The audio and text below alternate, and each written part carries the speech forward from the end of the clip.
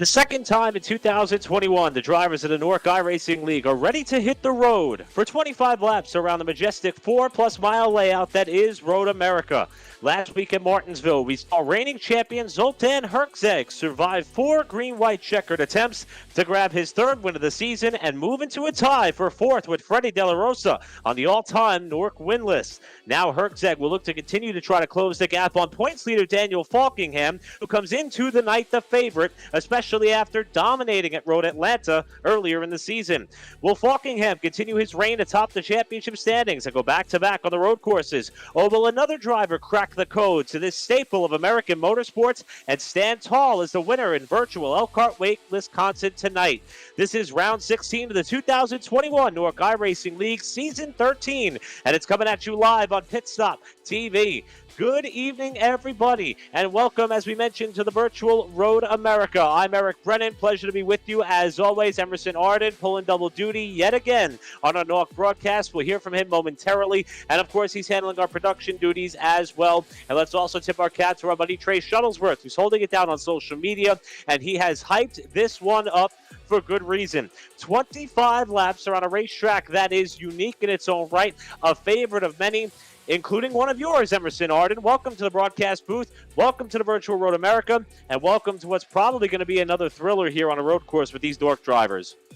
Absolutely. First and foremost, these NORC drivers on road courses absolutely know how to get it done. The show we had at Road Atlanta earlier this season, it'll be easy to get them confused. They're Road A's.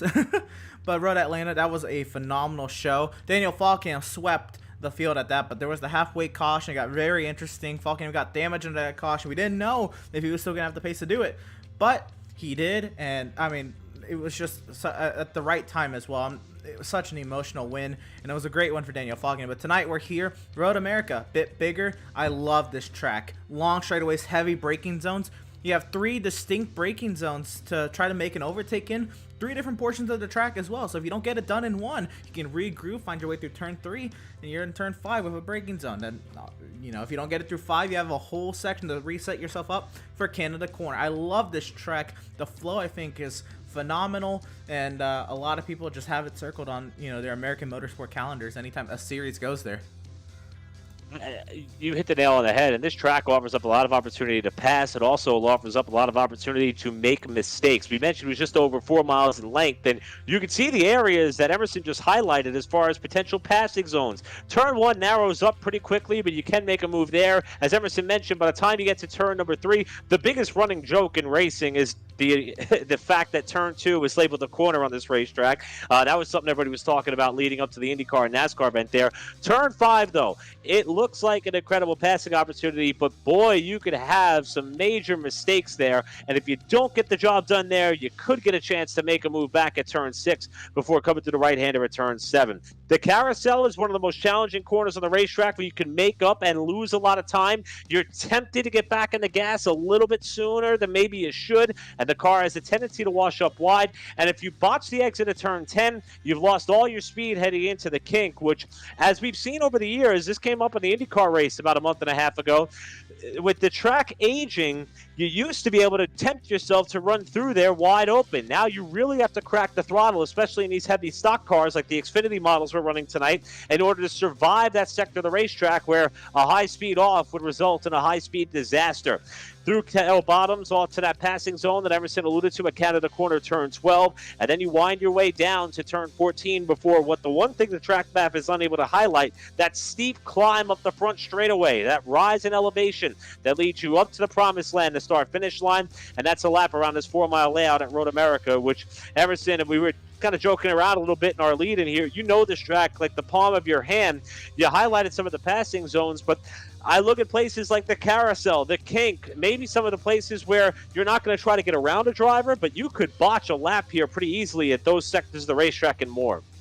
Yeah, absolutely. If you go wide through turn 5, now going wide through turn 5, that's the preferred way to enter the corner and try to get the better arc, but a little too wide, and that screws up your whole lap. 6, you can wheel hop. 7, there's grass on either side. Turn 8, there's a gravel trap waiting for you at the end of the corner. The kink, like you said, very tricky, especially in these heavy stock cars. Very fast corner. Canada corner, it's such an odd braking zone. You have no braking marker for these stock cars into Canada corner. You're braking really even before that last little curve back into the corner. You're braking before there, maybe lifting the throttle to set the car, and then back to heavy braking before you even get to the first braking point there. Very, very tricky corners, which I think means the drivers who can get it done tonight with minimal off tracks definitely have another start to their name with that, because it is such a tricky challenge that these drivers have to go through tonight.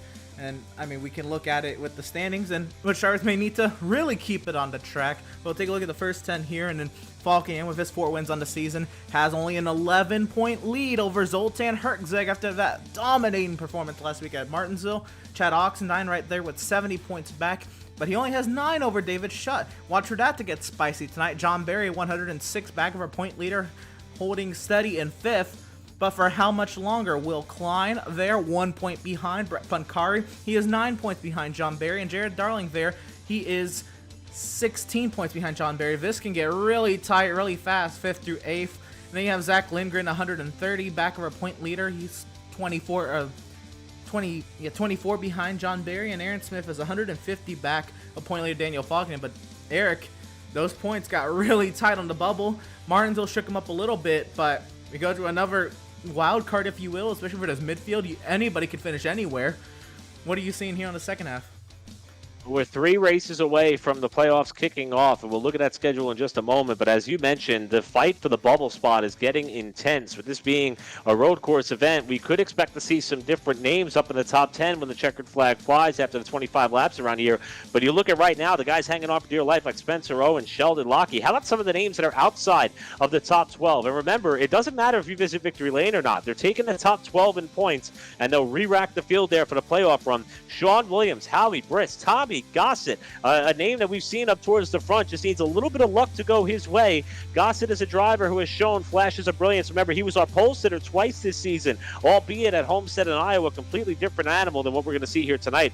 Scott Shire, Hayes Booth coming on strong. Daytona winner Cody Miller is out of the championship chase as of right now, but they are all covered by less than 40 markers right now, all the way back to Miller. As a matter of fact, you want to throw Ariotti into that mix as well. Just 41 points take you down all the way to TCB. With 3 races to go, and with the car counts we've been seeing, these guys can make it up if they can catch a little bit of momentum here in these final 3 races before the reset.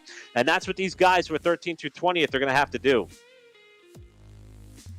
Yeah, absolutely. And I mean, we talked about the schedule, of course, and the slate of races we had coming through here. And you go through the first half of the schedule, the Daytonas, then you go to Kansas, Michigan, Wilkesboro, Kentucky, Road Atlanta. At this point, Falkenham was already on a hot streak. But after this, it kind of dissipated, and we haven't seen Falkenham really be showing that speed tonight. But a road course like he dominated at Road Atlanta could be just what he needs. We look at then at Dover, Homestead, iRacing Super Speedway in Iowa.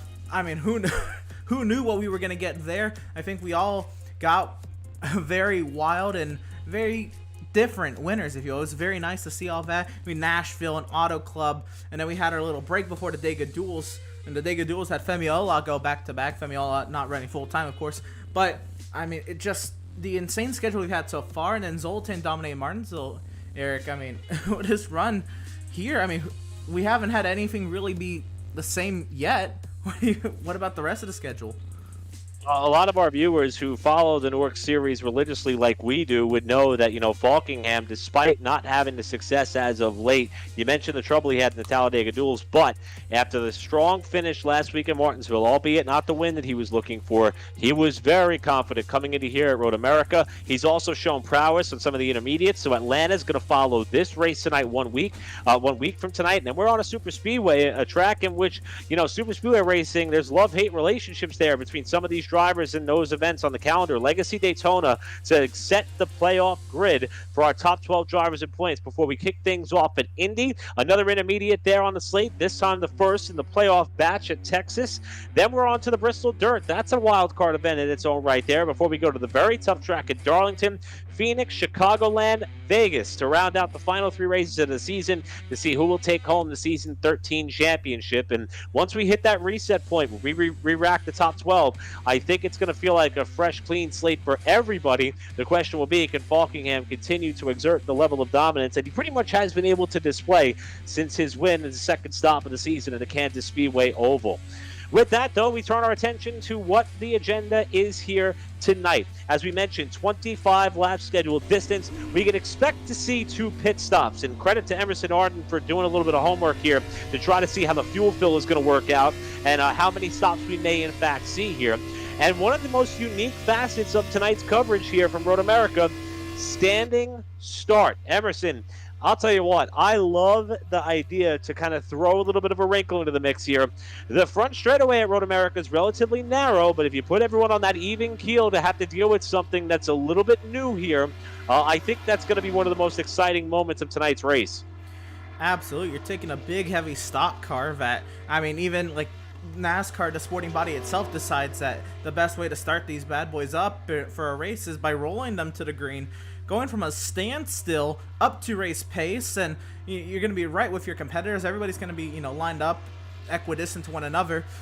It's going to be something down into turn 1. A lot of these drivers are not expecting to get through turn 1 in one piece from what they've been telling me in the practice sessions this week. We'll see, though, when we get to it. First, who's starting up front, and if you're really safe in the turn 1. Again, qualifying can mean one thing, but when you're doing something that you don't normally do, like grid start a stock car with 650 horsepower to the rear wheels, I mean, who knows, you're going to be in P1 by the time you get off the line.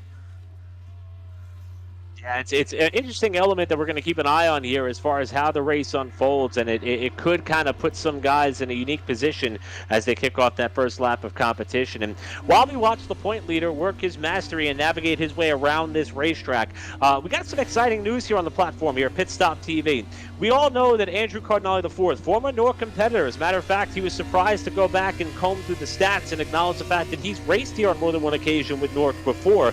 One of the reasons why he hasn't been able to take part in these broadcasts is his involvement with a couple of the partners, which I've had the chance to work with as well. In fact, he's working down at the Summer Shootout right now at the Legend Cars and Bandoleros that you can see on NBC Track Pass. He also works with Pit Road TV. He also works with Cars Tour TV. And a press release that came out from Pit Stop TV just this past week is the fact that the Cars Esports Tour is back. Entries opened up to all Cars Tour competitors as well as other select short track stars and iRacers.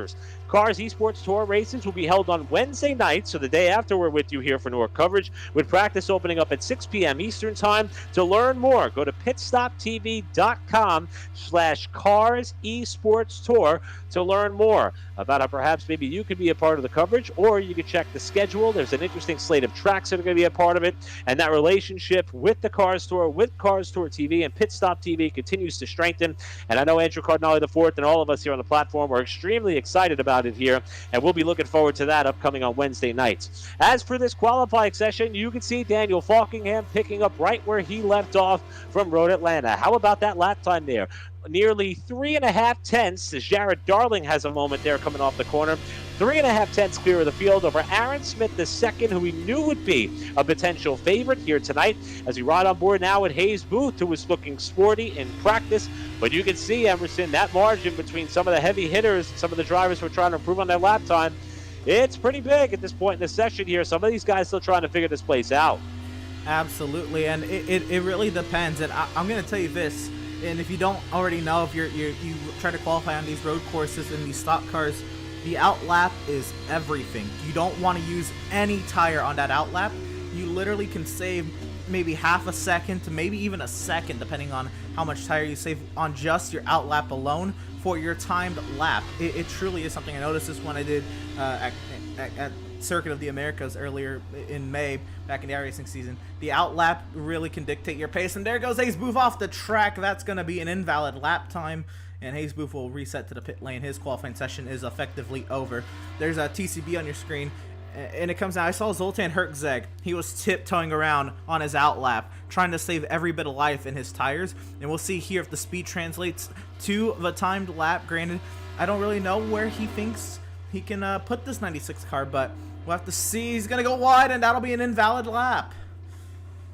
One very interesting point that you bring up there, Emerson, and we saw that. Remember, Road America for the NASCAR races here was one of the few tracks where they had qualifying, and that was something that we saw. We saw drivers actually coming out and kind of, putt-putting their way around to turn 14 up the hill to the green flag because they really didn't want to have to overcook their tires, as we see Arriati make a big mistake there in turn 5. So this is just a prime example as to how tough this layout in this track could be.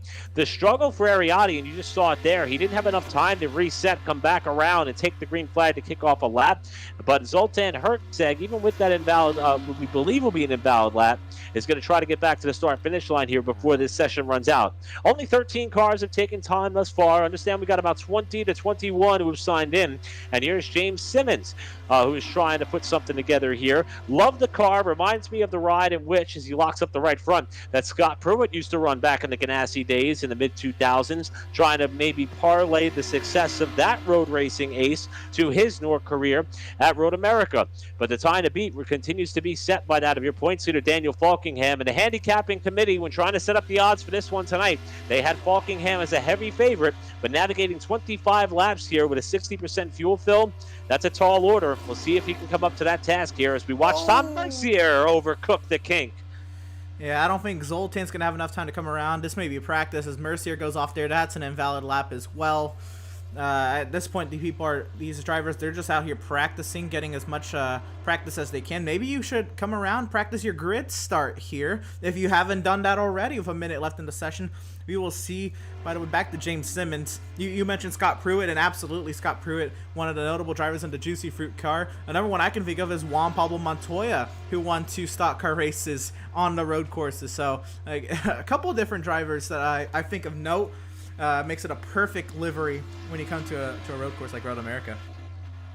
And I love the fact when these guys flash back to some of the most iconic colors of our childhood, or one of the reasons why we fell in love with the sport, and Simmons is doing just that here tonight. Simmons, though, one of those drivers who has yet to lay down a solid lap time. You know, some of the others, how about TCB, Josh Robin, Patrick Colby, Nick Caressel, who right now may not even be in the session, Daytona winner Cody Miller, and a few more who are not sure if they've elected to not take part or if they just haven't been able to string together a solid timed lap. And with the opportunity running out here, we're about 14 seconds away, plus whoever could get back to the start-finish line, with Simmons being one of the few still on track before Daniel Falkingham sews up what could be yet another pole. And, that was a moment there for Simmons off the final corner. Going to try to run it up the hill to the checkered flag. But Falkingham's time appears relatively secure, and the point leader, who's going to come into the night, the potential favorite, is going to stage up on the front straightaway on pole. Let's run through the starting lineup as quickly as we can en route to our start. Falkingham, the point leader, and Aaron Smith on row number 1. They'll be set to bring us down for the green flag here once the lights go out. Jared Darling, even with that bobble, 3rd. John Berry outside in 4th position. 5th is where you're going to go back and find Tom Mercier and Tommy Gossett outside in 6th spot. 7th, P7, Aiden Kirker. 8th, Zach Lindgren. And rounding out your top 10 tonight is going to be that of Hayes Booth and Brett Pancari. Yeah, we'll find our way back to row number 6, and we'll find Cole Fralick in the 15 and Howie Briss in the 97. Row number 7, it'll be Sean Williams in the 89. Zoltan Herczeg, who did not get a great qualifying time, will be there in the 14th position. Row number 8, it'll be James Simmons in the 57, and TCB there in P16. Row number 9, it'll be Sheldon Lockie and Cody Miller. And in row number 10, it'll be Arriati and Nicholas Caressel. And taking you back to the final starters, Josh Robin in the 8, Patrick Colby in 22nd spot. And that is your field. So we have 11 rows of cars, and we are getting set to wrap up our staging here. And we have someone who we want to bring in to help us get set for this moment. Once the last few cars end up staging on the main straightaway, we know how much this means to the diehard NORC fans. It means a lot to us here on Pit Stop TV to take part in this event as well, especially with something like this, a standing start on the narrow front straightaway at Road America to kick off the 16th race of the season. Still got a couple of cars that have yet to populate, but to get ourselves ready and set, we are going to turn it over to the one and the only TCB to help get this party started at Road America. All right, everyone. I hope we are all ready here at Road America. We are getting ready to get the lights and finally go green here at Road America and get the biggest yeehaw of Road America's career. Here we go. All right, boys, here we are here at Road America. Eventually, the lights are going to go out and we're going to go green. Can I get it good? Oh, we're going green. Yeah!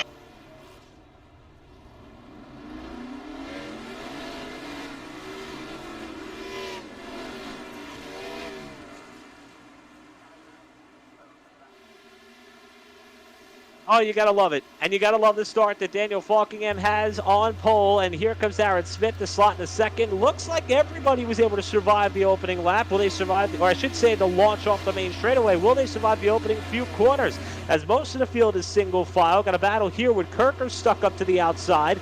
And a couple of cars trying to make some early moves here as they come off the exit of turn 3. And they'll run their way down towards the next best braking zone at turn 5.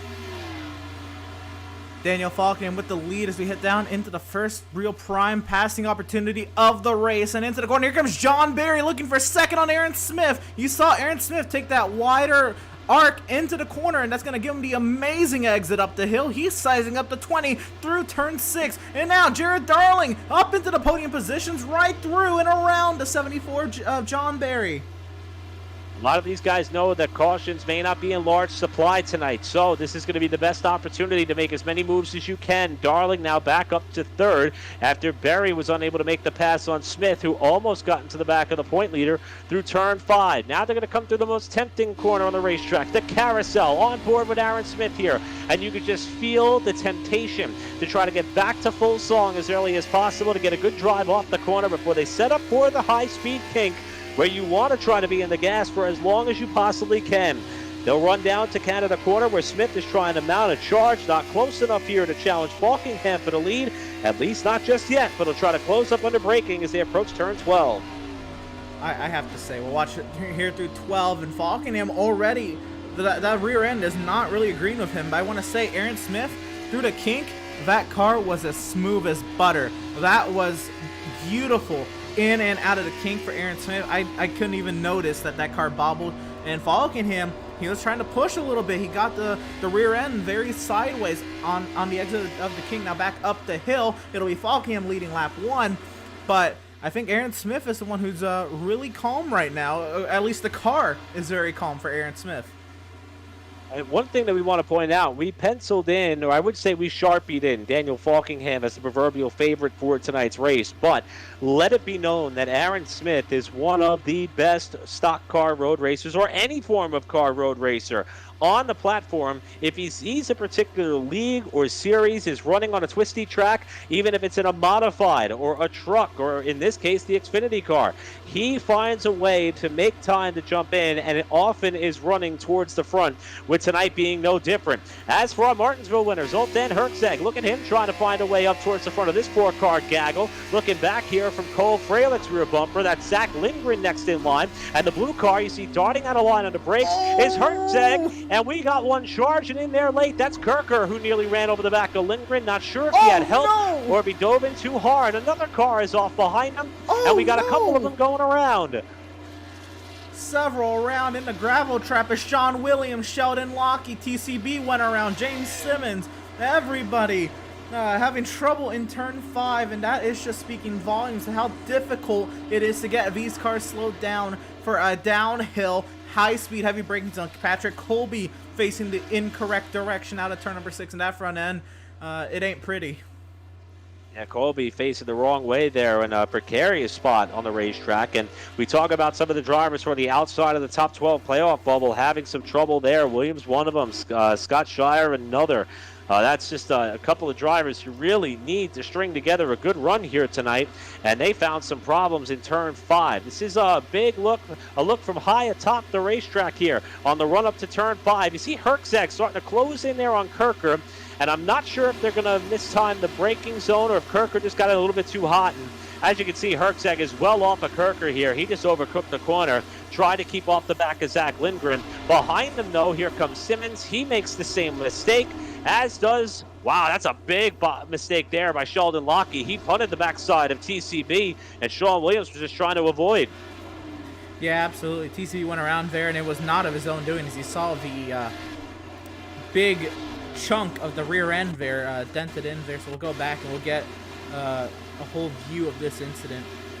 TCB coming down to hill, and Sheldon Lockie, Sean Williams are side by side behind, and oh no, Sean Williams missed. Wow. Yeah. Yeah, Emerson, I'm glad we went back and took another look at that. That was all on Sean Williams there. I misspoke and said that may have been Lockie. That was not. That was on Sean Williams there. And unfortunately, both Williams and Lockie were able to get back going before TCB. So, again, we don't expect to see a yellow flag unless it is a multi-car incident. And Colby ended up losing it on his own off the corner, getting back to the power. Yeah, especially in these midfield, you're trying to get down. You're trying to get the best acceleration you can. So you may be trying out stuff like maybe first skier through turn 6, and it's not all that bad. But if you get a little too excited on the throttle, that can definitely happen. Either that, or maybe he just the rear end got very light over the crest of the hill.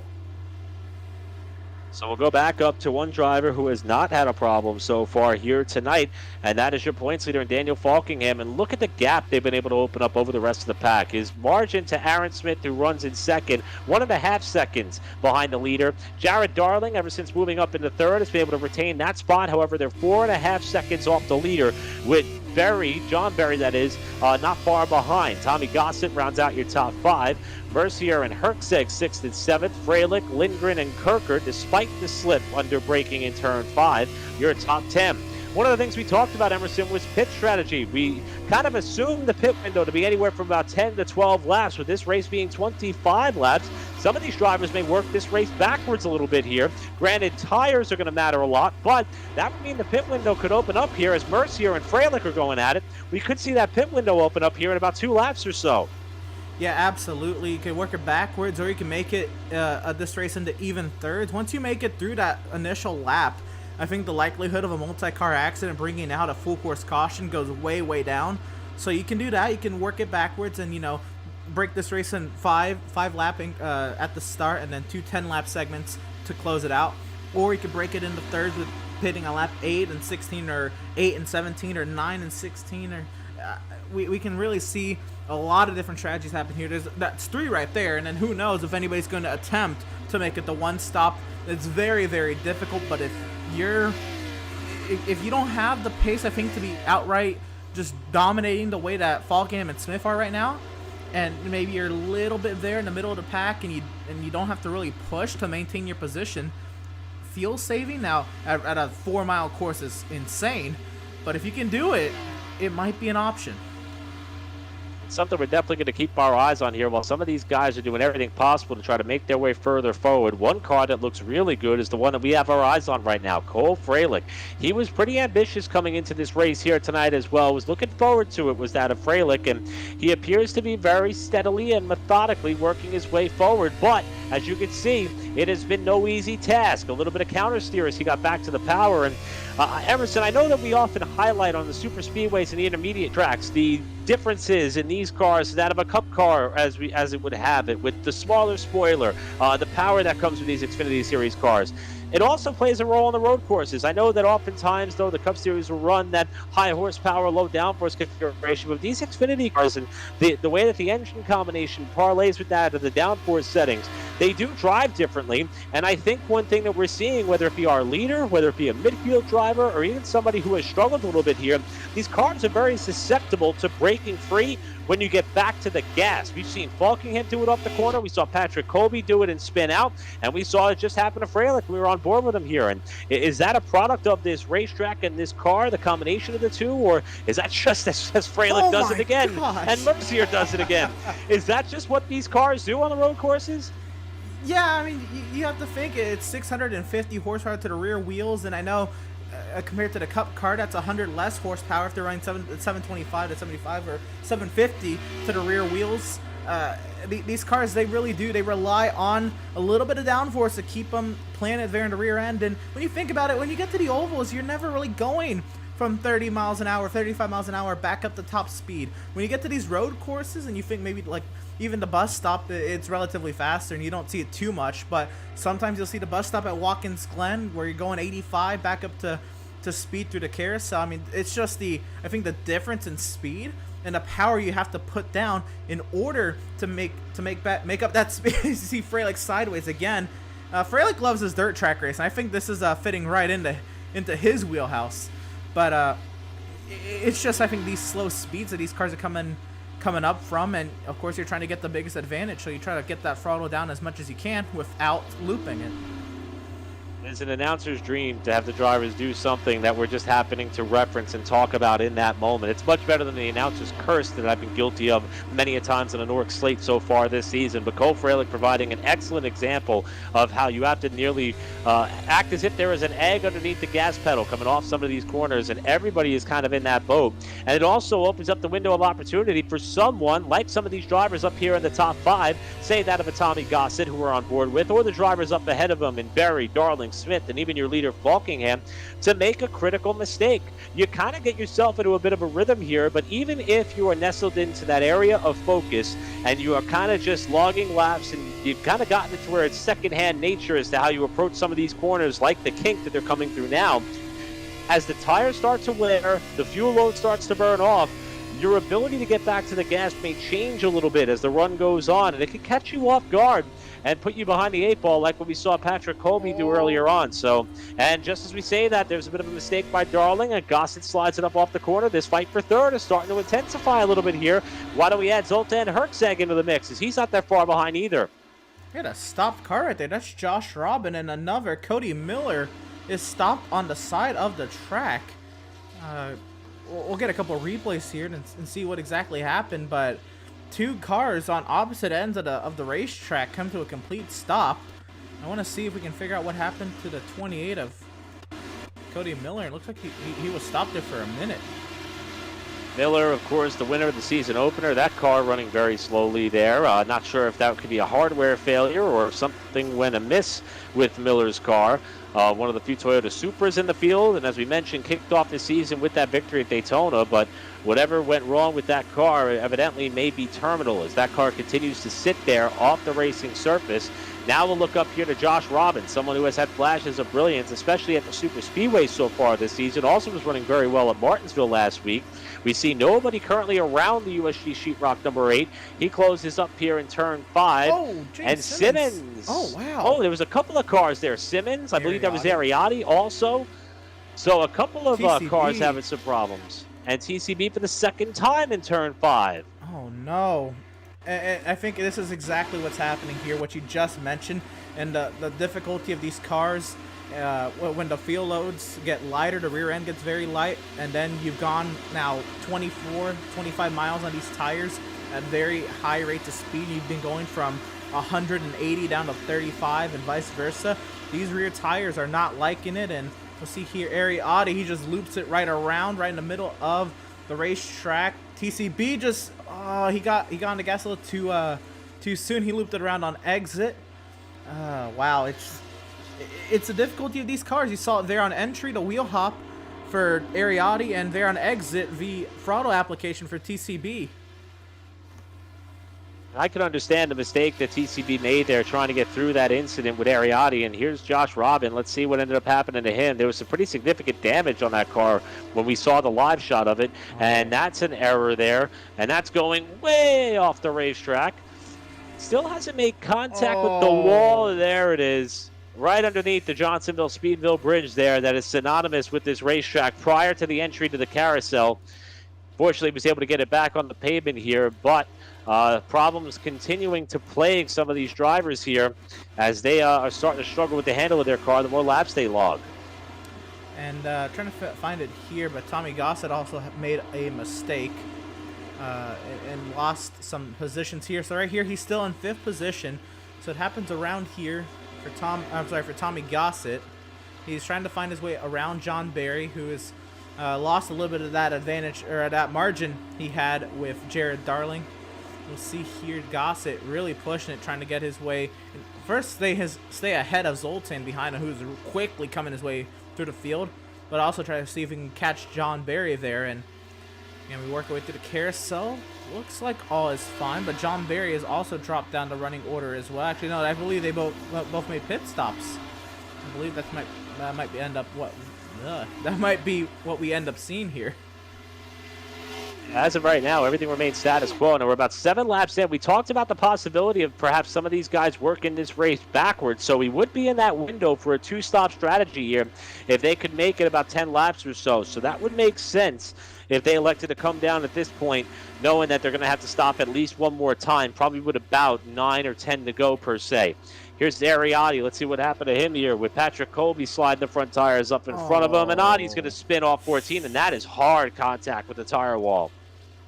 The front end, the hood goes off there. Patrick Colby also had his adventure in the gravel trap. Let's get back to the live action here. I was meaning to get there, but as every time I try to go back, there's another incident around the track, and it's Fogham who's opened up his 4.7 second advantage over Aaron Smith.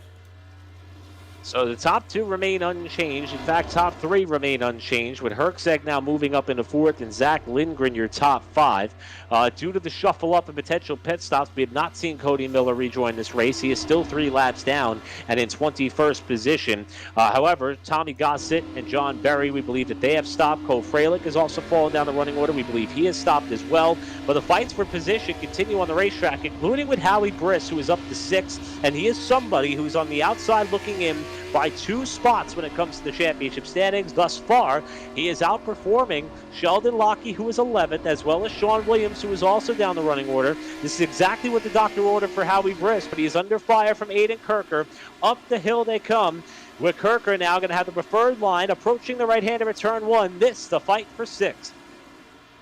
Side by side down the front straightaway. Now, where do you brake here for turn 1? The braking point is really, really early. Some people brake as early as the pit exit wall right there, but Kirker will make the overtake complete at the center of turn 1. Now, here's where the passing zones come into play here. If Howie Briss's tires are up to par here, he can get the slipstream out of turn 3 here down the straightaway and try to see if he can make a overtake back into turn 5. I think he's a little ways away here. We'll see just how strong that draft is, though.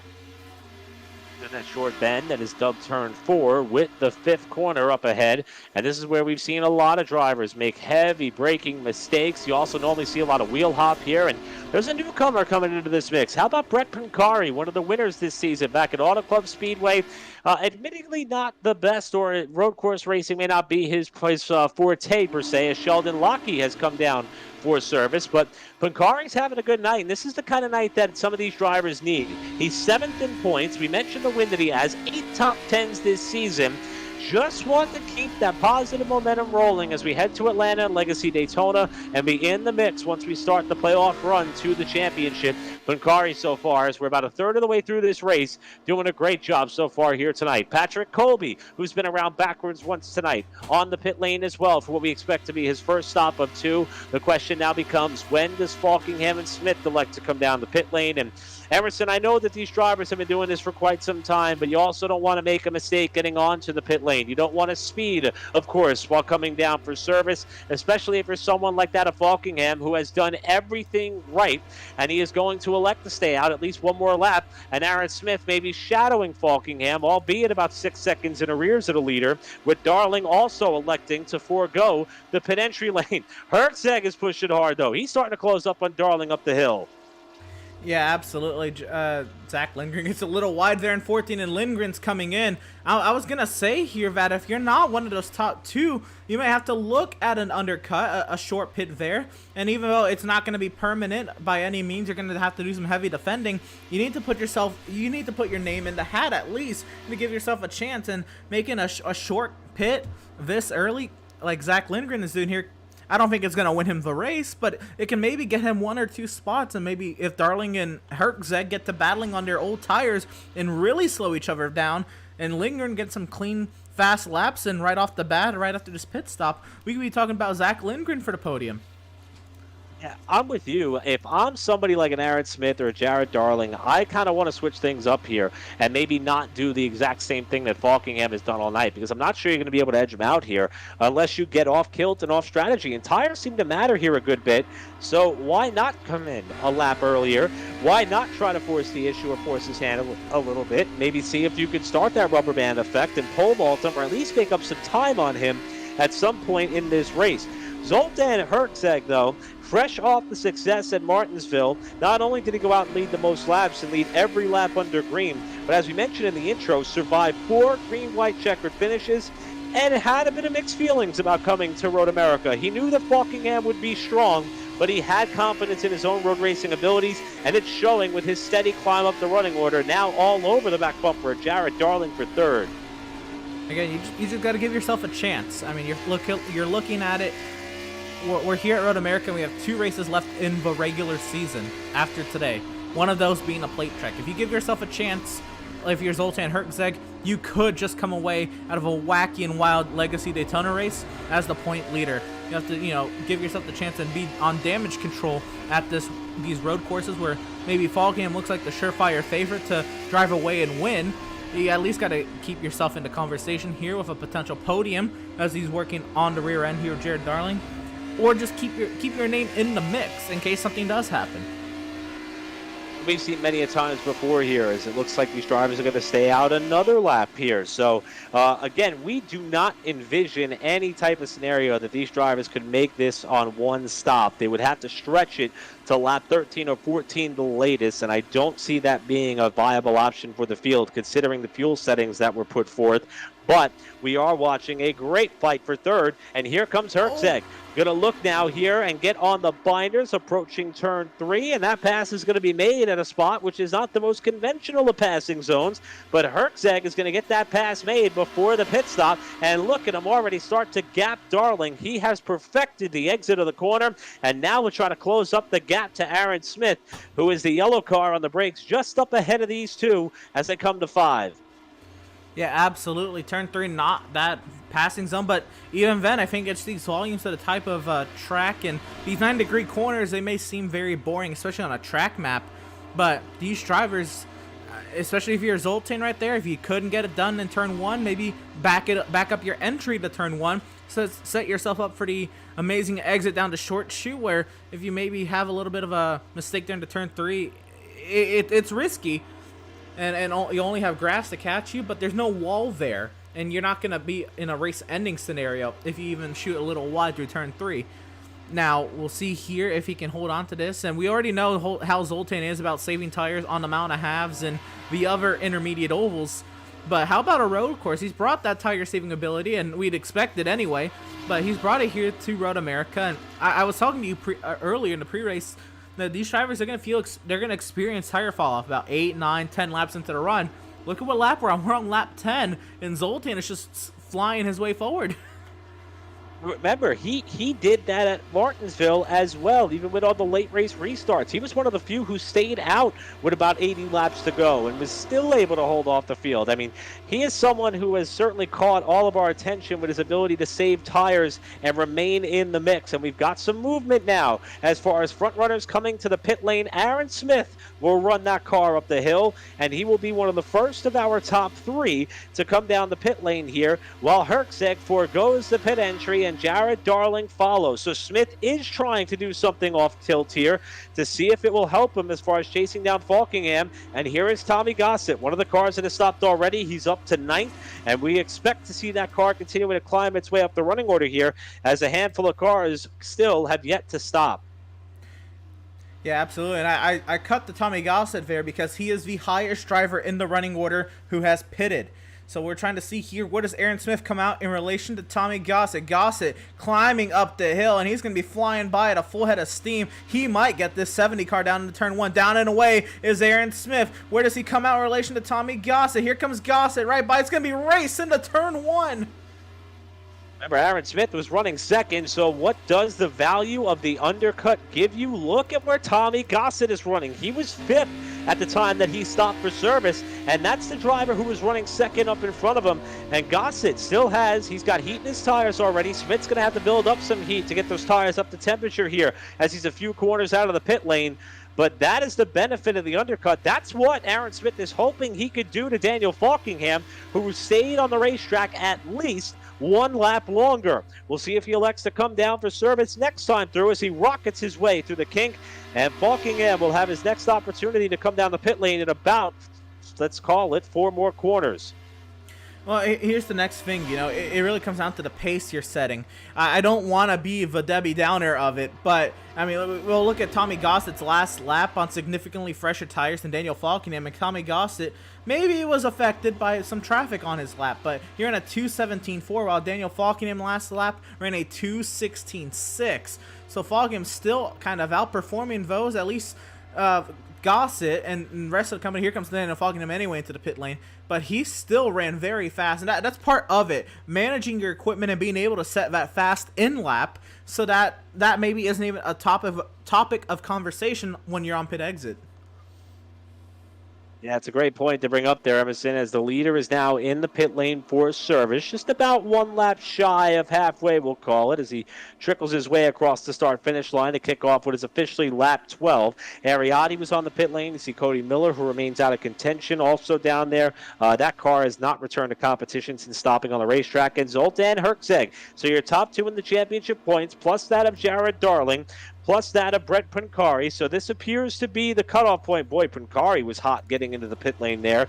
Got to hope that he did not trip any of the speeding or catch the eye of the officials there of being a little bit too hot. Oh, Tommy Gossett is off in turn 14. So all that ground he made up on Aaron Smith is now thrown out the window after Mercier was up ahead of him and coming down. And already Falkingham is off the pit lane. He is back out in front of the field. He did not lose the lead by virtue of the pit stops.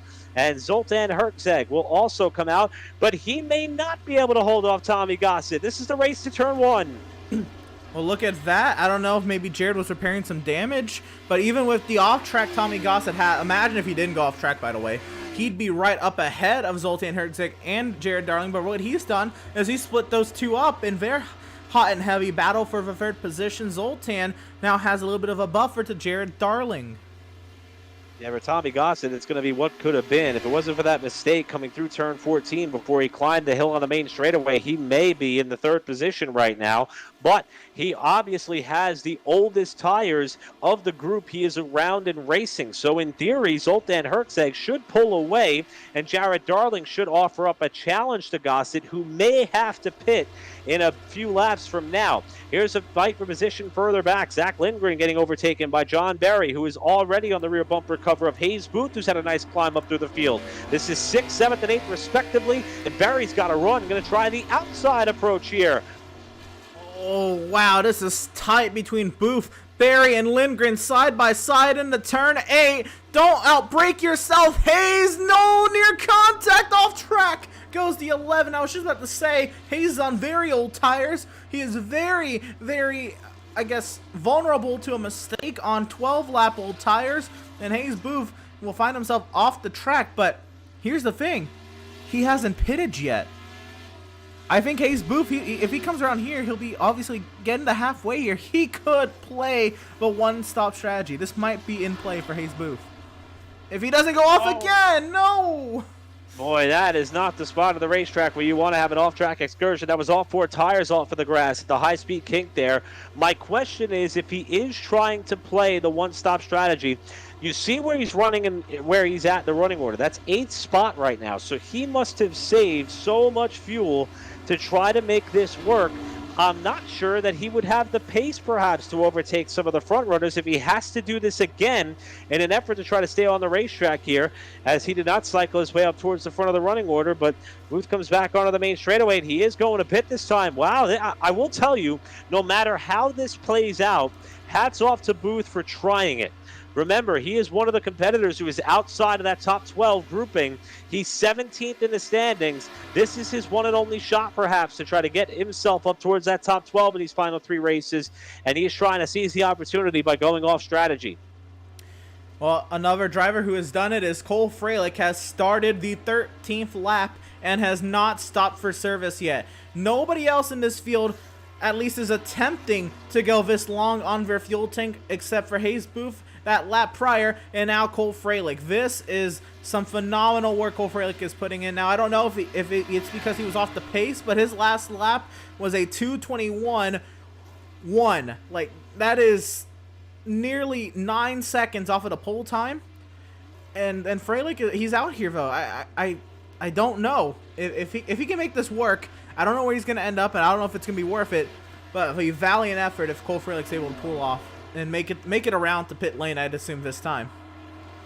And we can expect to see Fralick in this time, but boy, that has been an ability to stretch things in a significant way. Fralick and Booth both.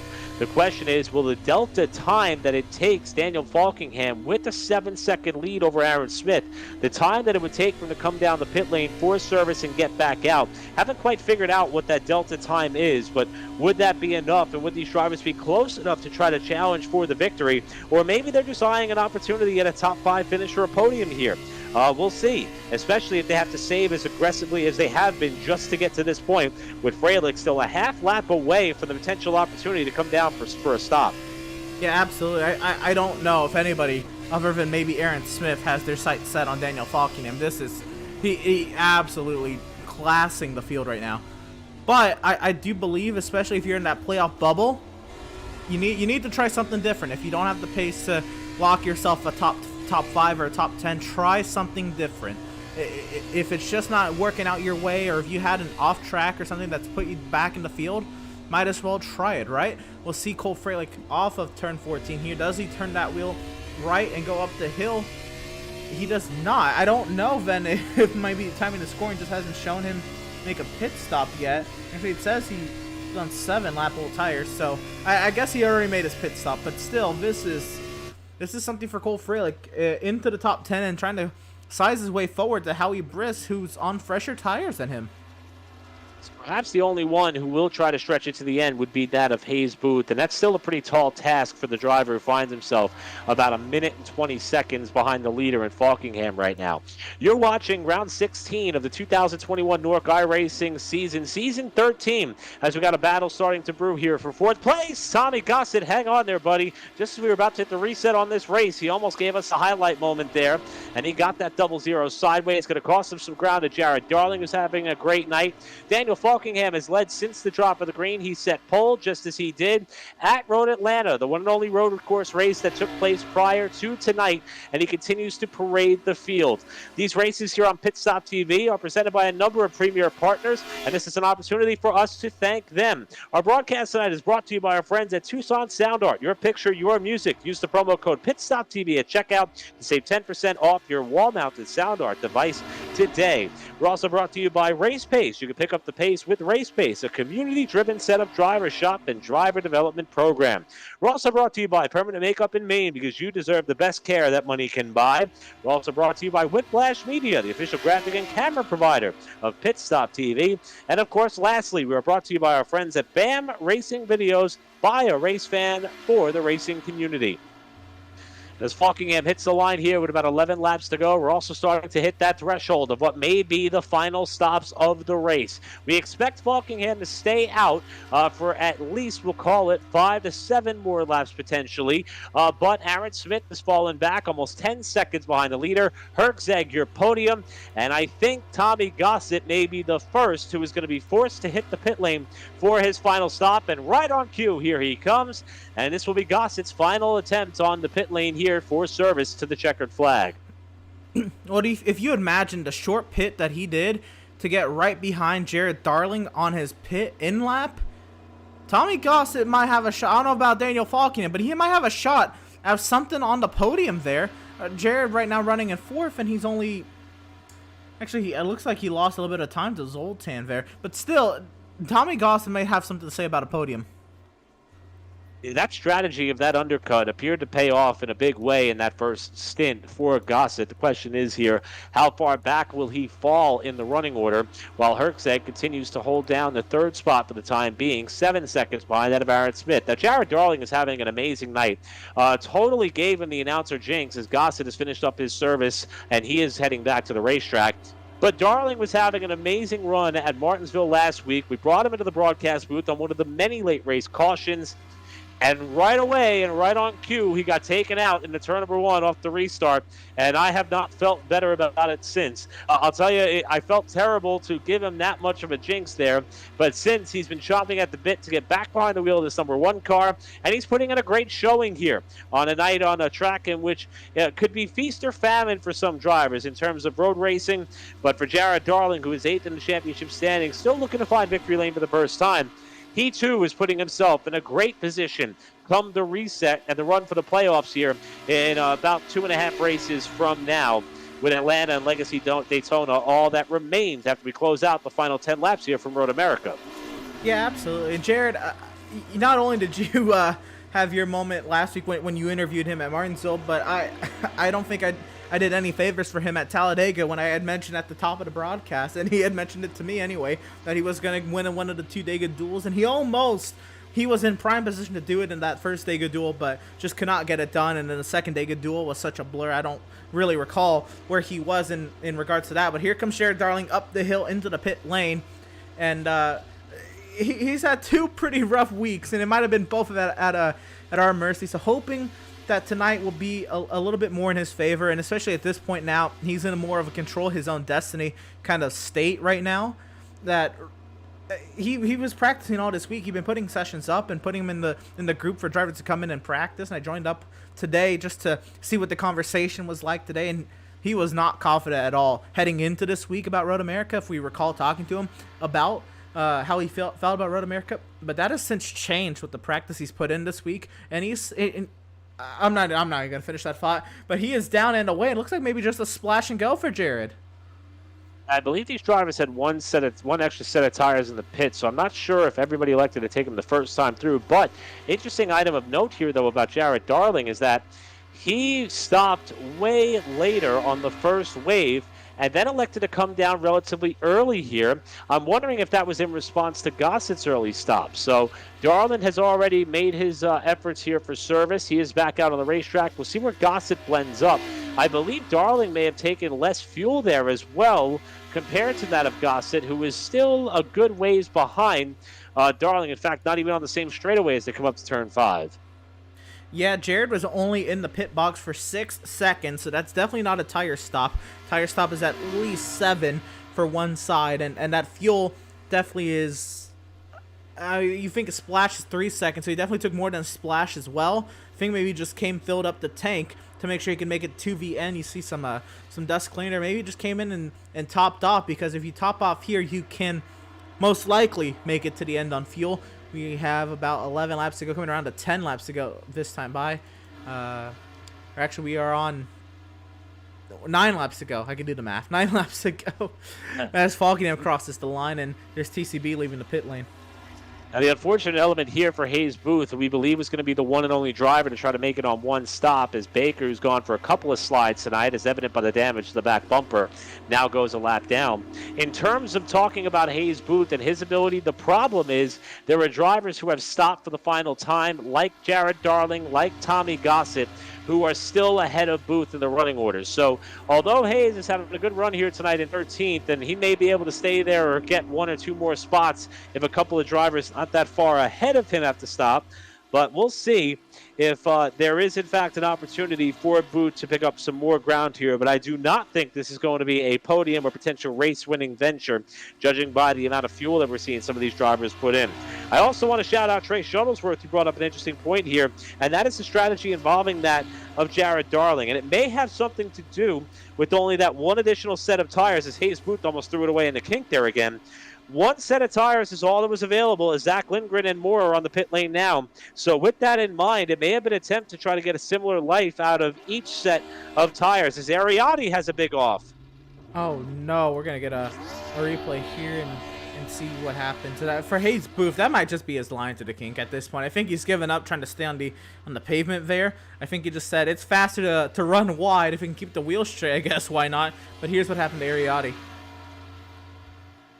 And this is down the straightaway. Boy, turn 5 has not been kind to Ariotti. We've seen him have problems here before, all by himself, minus the hood. And there's that little bit of wheel hop that we're talking about here. And that big slide, hop, skip, and a jump sends him all the way off there towards the tire barrier. Fortunately kept it out of the wall, but had to back his way up towards a position where he could turn around and get it righted.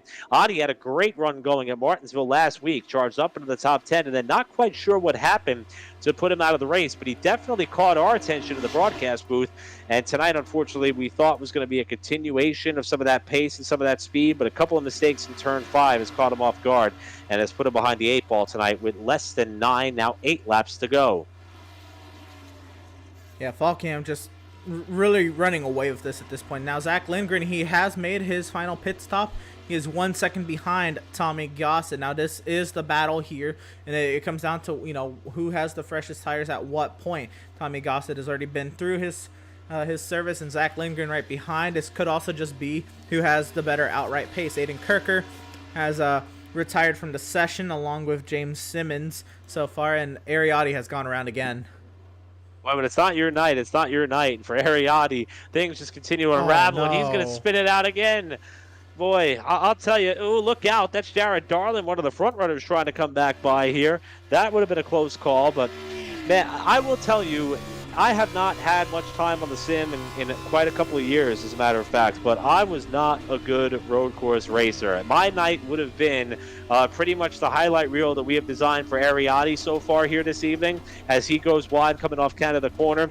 This pretty much would have been me the entire duration of the 25-lap contest.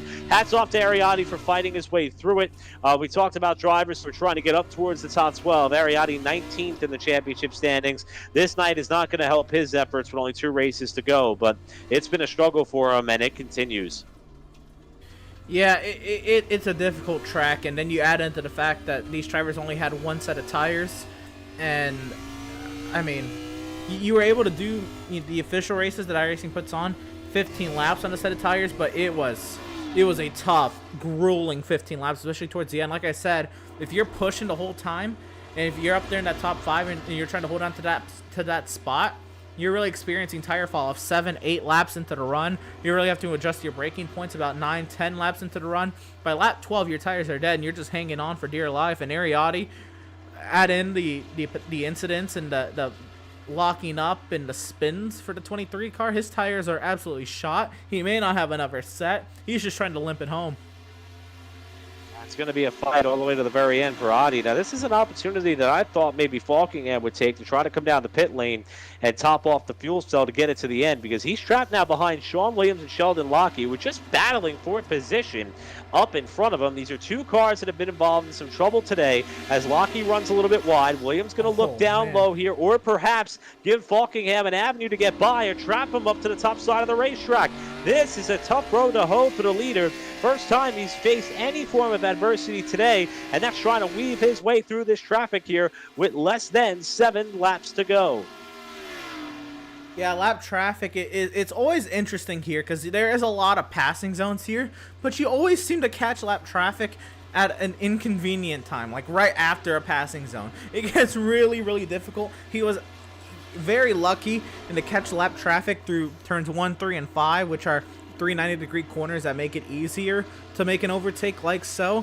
But if he caught him like through this section, he would have to make maybe a monster send here in turn 8. And there is Hayes Booth right up the road. Oh no, Hayes Booth going a lap down on his strategy. I believe on his strategy he won't end up a lap down, but that front end it's not pretty.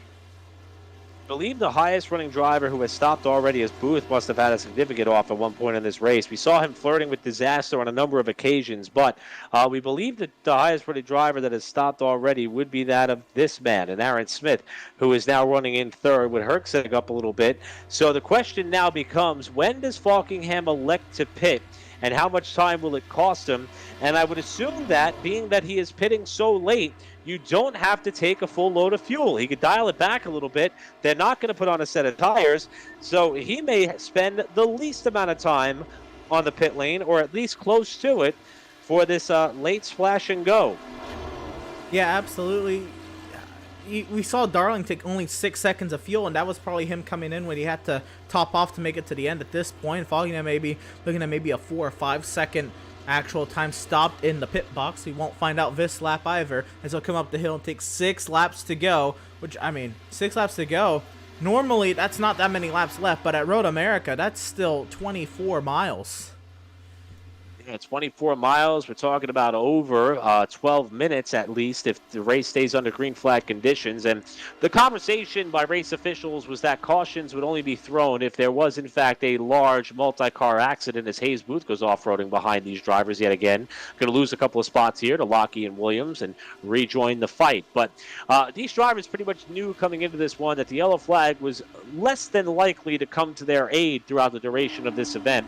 And setting up their strategy was going to matter in a big way. We drop back now to a fight that is starting to materialize for about the 8th position as Howie Briss holds it down that spot. Cole Freilich is starting to chase as everybody is starting to skate their way through the carousel with the tires hanging on to the end.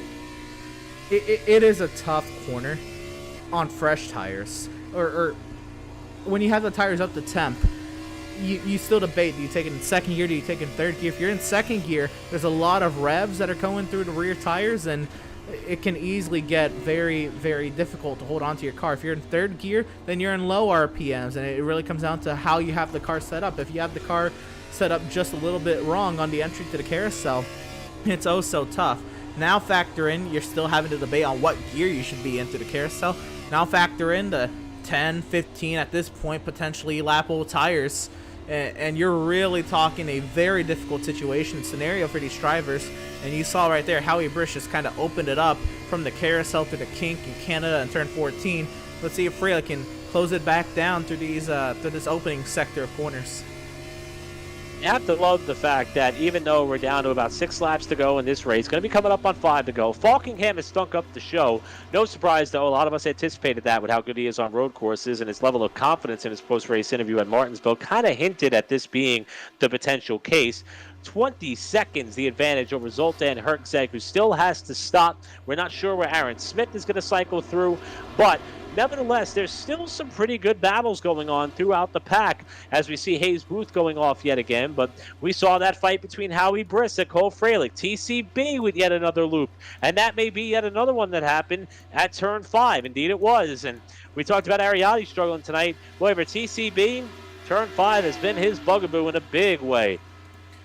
It has not been pretty for TCB down in the very heavy downhill braking zone. Right there getting a little too hot and then trying to slow the car down. Maybe you downshifted the first gear a little sooner, trying to slow the car down with the engine braking, and the wheel hop will loop TCB around, wait for the break in traffic. He'll put it back in first and get it back going, but very unfortunate, but all too common here at Road America. So John Berry able to squeak by after he's trying to put together a solid night. We talked about the likes of Brett Pancari, Jared Darling, all in a bit of a grouping who have not found victory lane this season, but have been running very stout as TCB is off again. Emerson Arden, I think that you hit a home run with your analysis of the fact that some of these drivers who pitted early, they're pretty much done with their tires, and I think TCB is trying to put this thing in the grave. He's going to wreck off the corner. Ariati squeaks by. I don't know if he's going to have enough rubber left to make it home for the checkered flag. At this point, I don't know if he intends to. This is something else. That was wild. The drift, he tried to pull through the kink. I think he was trying to anyway. We'll see here in the Canada. He's battling Patrick Colby, though, so I don't think he'll do anything too showy. But, yeah, that 25 struggling. The rear end is already throwing the car off balance, and then throw in light fuel, old tires. My goodness. So it's going to be a struggle home to the checkered flag for TCB, who continues to wrestle with that car all the way throughout this 4+ mile course here at Road America, and he's not done. He's going to skate that baby off the final turn. We'll see if he comes to the pit lane or if he'll remain on the racetrack. And for some of our spectators in the session, you may want to keep your eyes on that 25 because he's going to put a show on here for the final 5 laps as he limps back to the line here, unofficially scored back in what would be about the 16th spot with Josh Robbins trying to close up on him. Yeah, I think we also saw this at Kansas once he was kind of no longer really in a competitive state of the night. He just kind of had fun with it, going a little wide there, and I don't know if he should be doing this with traffic around him, but we saw him.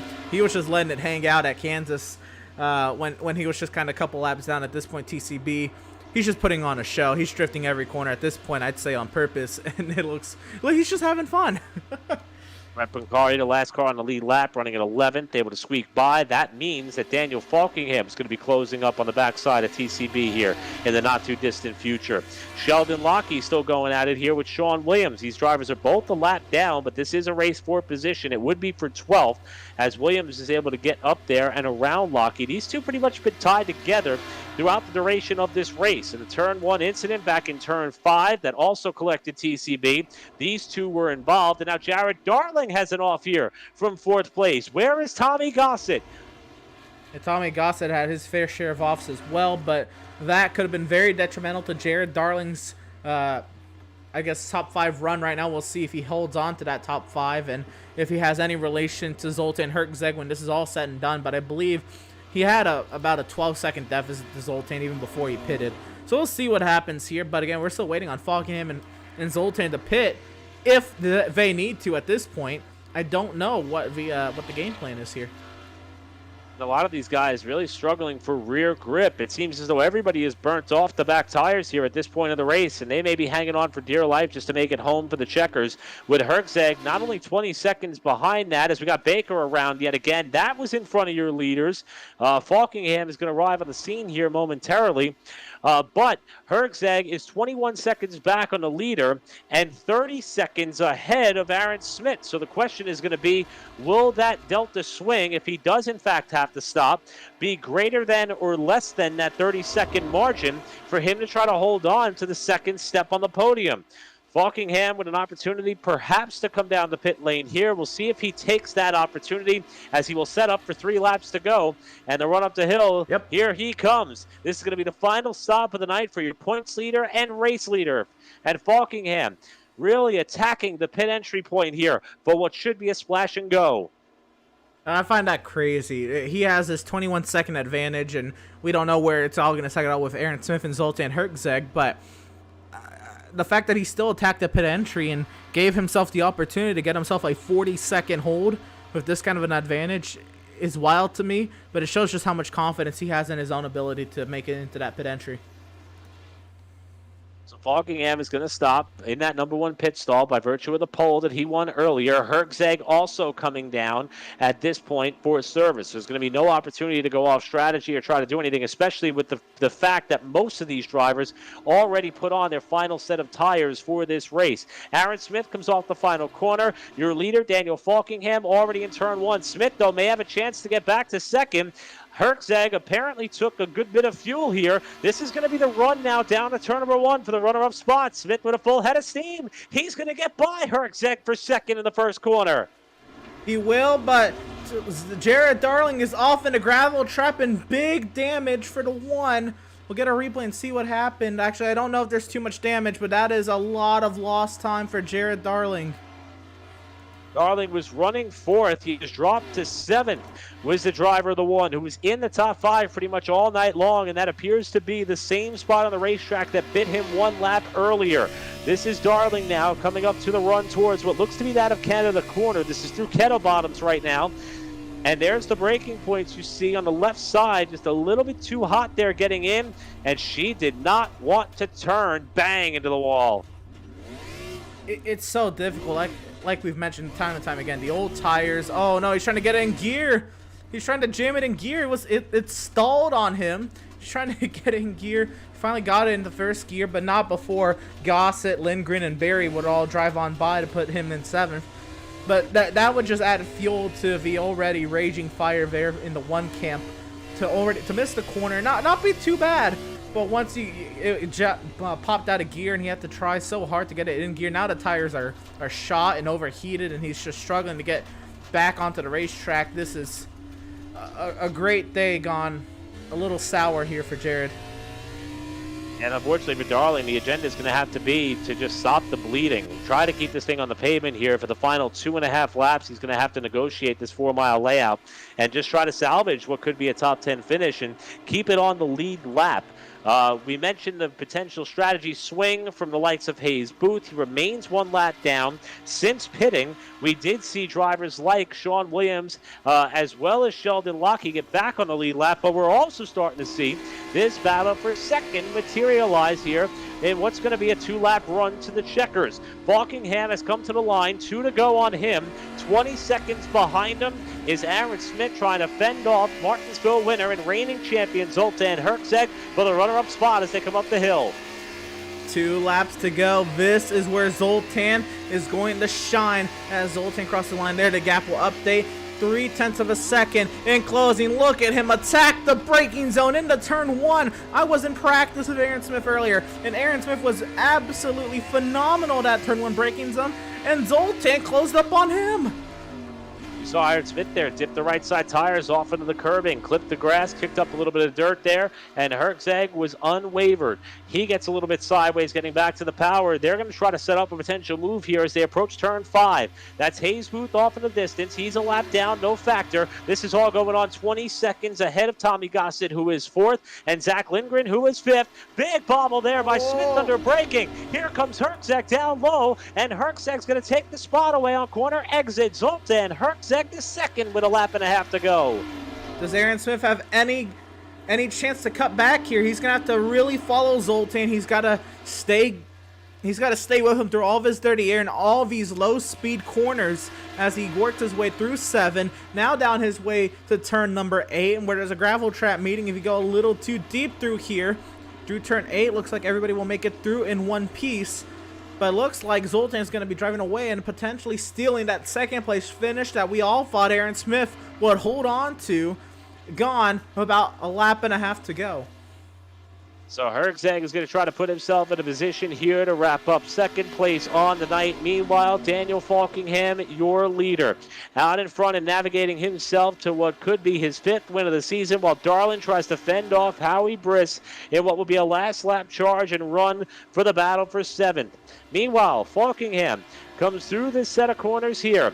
He has a lap car up ahead of him, and he just has to keep this car on the pavement for 1 more lap. He will come to the line here and see the white flag presented by Tucson Sound Art. 1 lap to go for Daniel Falkingham on what is yet again another dominating performance on the road course. He's got to keep it straight for 4 more miles.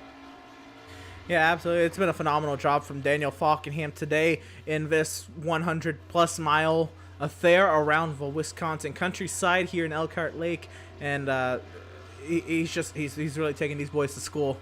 I knew this was honestly going to happen when we had the iRacing official races a couple weeks ago at the beginning of July, and I got into races with him in the Cup car and here in the Xfinity cars. He would just he had like 3 seconds on the field by the time like we got to qualifying, and then got by the race he had everybody but like the top 4 lapped. I knew this was probably what was going to happen coming into today, and it was something. He knew coming into this race, by virtue of a strong run at Martinsville, we had a chance to talk to him there. He wasn't happy with the handle of his car. Thought that maybe the aero wash took away an opportunity for him to grab another win on the season on the short track 1 week ago. But he knew that Road America was going to be an opportunity to perhaps right a ship that wasn't necessarily out of whack. He talked about how he was frustrated with how his Dega duels went. Keep in mind, his last victory came just 5 races ago on the National Fairgrounds short track, where he was able to capture top honors there after winning the pole. It seems as though on the nights in which Falkingham is one of the fastest cars in qualifying, he's able to parlay that into success, and he is a few corners away from being able to cement that notion here at Road America as well. Perhaps unfortunately for Falkingham, this is the last road course race on the slate as of now, but he is trying to go 2 for 2 on the season before we head to Atlanta 1 week from tonight, and he's got just a few corners left to go. He'll work his way out of Canada Corner and through this cresting at turn 13 before he sees the final crest of this long 4-mile lap. We went green just over an hour ago, and it has been all of this 20 cars since. Cars off track, that's TCB trying to get in shot here, but up the hill, here comes Daniel. Up the hill he comes, a driver who has proven to be able to win anywhere. He is going to sweep the road course races in 2021. Daniel Falkingham dominates at Road America for his 5th win of the season. Falkingham with a margin of victory in excess of 23 seconds as we watch this fight materialize here between Jared Darling and company. Mercier getting around Howie Briss here. This is the fight for 8th, 9th, and 10th. Yeah, this is the only other battle on the racetrack. Kirk, Zeg, Smith, if they just make it around the racetrack, they'll solidify their spots as well. But here we go. Darling trying to hold on to what he's got. Tom Mercier comes out of nowhere. Does Mercier have anything? A lunge maybe down in the Canada corner. Through the kink. A rough kink for Jared. Here we go. Down the straightaway. Long straightaway. Slipstreaming. Does Tom send it? Going to be setting up here for the braking zone at Canada corner. Howie Brish trying to get the spot back. Mercier hard on the binders. This is where Darling has gone off a couple of times tonight. He keeps it on the pavement, burps the back tires a little bit. Mercier is going to have a look, and Brish may have slipped too far back. Got a few corners left to go. This is the best race we have on track, with Mercier trying to cap off an incredible night for him in the last corner. And through turn 14, Howie Briss makes it back to the inside. The battle for 9th, no longer the battle for 8th. It's going to be a drag race up the hill and to the line. Who got the gas first to the line? Wow, that's going to be Mercier by inches with the post-race punt to Jared Darling. And now Briss and Mercier are going to wad it up here in turn 1. And that is your top 10, tearing it all up here with a party in turn 1. Hey, even Cody Miller came out to kind of have a little bit of fun here after his race came undone early. But the driver who had the most fun tonight, still sidestepping his race-winning car around this 4-mile layout, was Daniel Falkingham. As we said, his 5th win of the season, and he looks in the rearview mirror. Well, actually wasn't even in the rearview mirror. He'll look at the final standings and see that Zoltan Herczeg had to settle for a runner-up finish. That means that Falkingham will continue his stranglehold of the championship standings en route to our penultimate race of the regular season, Atlanta, 1 week from tonight. We got some drivers to talk to. We're going to step aside here for just a moment while the top 2 in the race congratulate one another on a top finish. Aaron Smith en route from 3rd. We'll hear from our winner for the 5th time this season, Daniel Falkingham, and more when we come back to Pit Stops TV's coverage of the NORC iRacing Series from Road America. Don't go anywhere.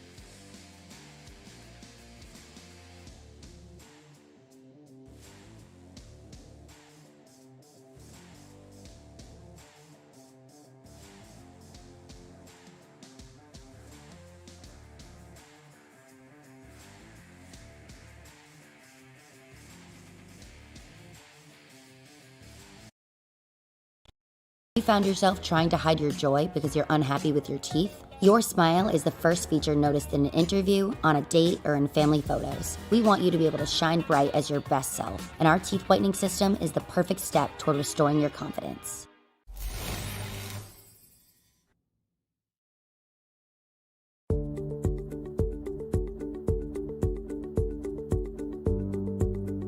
Sound art is a product that is a speaker and it's art. We combine it together and we call it sound art. What makes it so unique that any picture can be your speaker?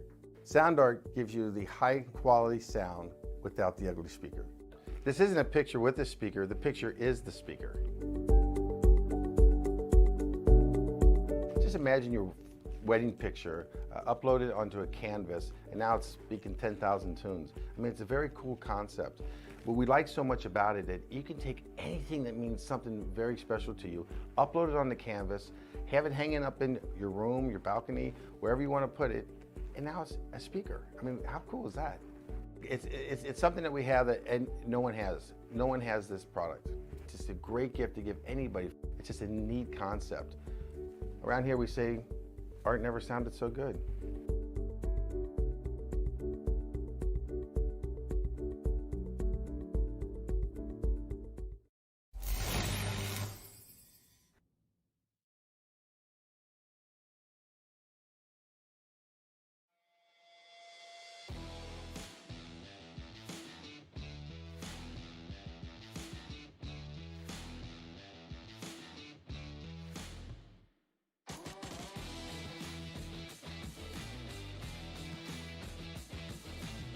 Welcome back to the virtual Road America. We just wrapped up the 16th race of the 2021 NORC iRacing Series, as they have 2 races left now before they re-rack the field for their playoff run. But the results tonight match what we've seen pretty much all season long, whether it be on road courses, short tracks, intermediates. There's one driver who has separated himself from the rest of the field, and he did it yet again for the second time on the road course. We've penciled him in as the proverbial favorite coming into tonight's race, and he did not disappoint. En route to his 5th win of the season, we'd like to welcome in, fresh from the winner's circle, Daniel Falkingham, the points leader, all-win leader this season so far, and sweeper of the road races in 2021. Daniel, we heard from you last week after your front-running finish at Martinsville that you were looking forward to this race, and you showed us exactly why. Could tonight have gone any better? Not really, I don't think. I mean, if that's not domination, I don't know what is. But, I'm so happy with how well we performed tonight. I definitely felt like we were going to be the fastest coming in. I love Road America, I love road racing, I say it all the time. Definitely felt like we were going to be the fastest coming in. I knew Zoltan was going to be pretty fast. I knew Aaron was going to be quick up there.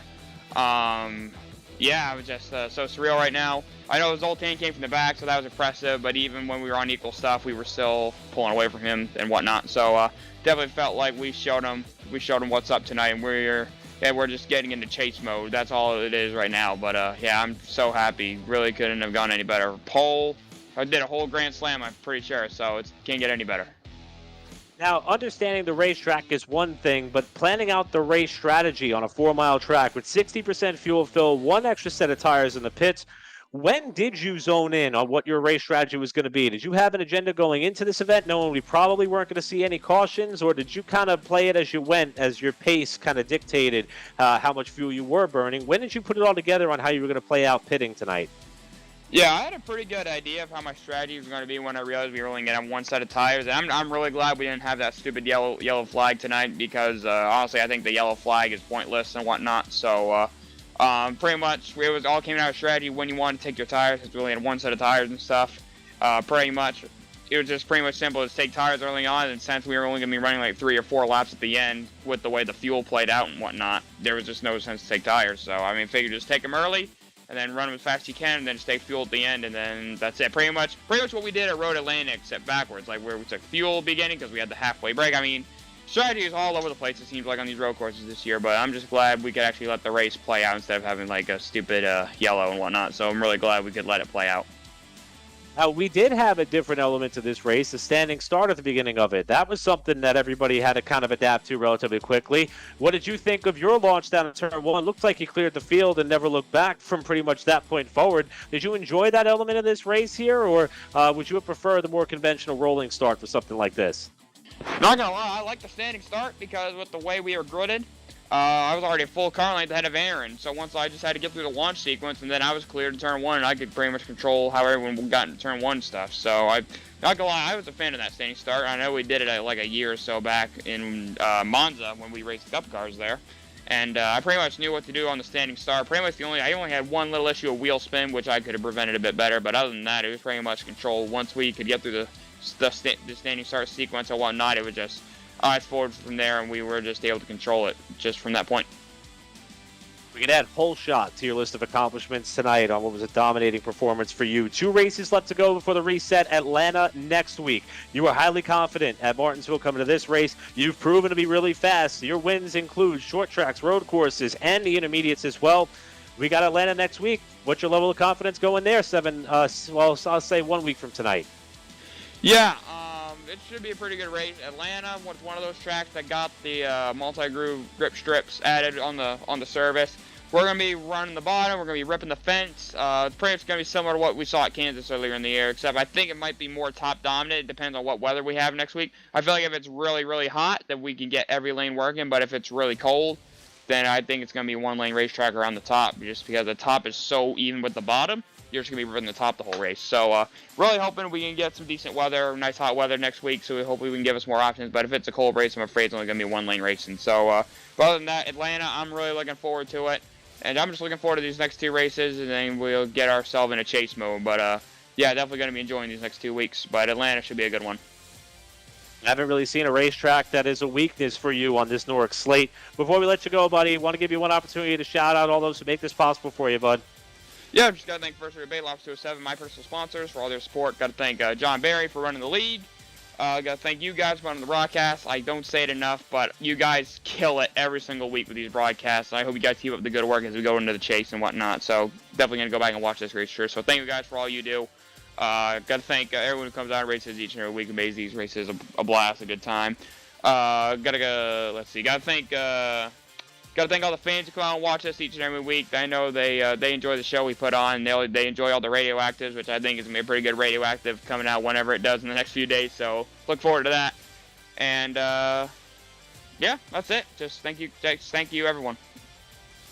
Kansas, Michigan, Road Atlanta, Nashville Fairgrounds, and now Road America, the tracks in which Daniel Falkingham has adorned the top of the win column, and he'll be looking for more next week in Atlanta and more. You'll keep the points lead. You'll keep the momentum. We're looking forward to seeing what you got up your sleeve come Atlanta next week. Great job tonight, man. You spanked them. Go enjoy it. All right. Thank you, Eric. Thanks, guys. And again, that is Daniel Falkingham by virtue of his 5th W of the season. And there are no signs of him slowing down. But the driver who's been creeping up towards him in the championship standings wasn't able to make up ground there, but keeps momentum rolling, is standing by with Emerson Arden. That's our reigning champion, Zoltan Herczeg, our runner-up. And we bring in driver of the number 96 who chased down Aaron Smith and frankly drove through the field today, Zoltan.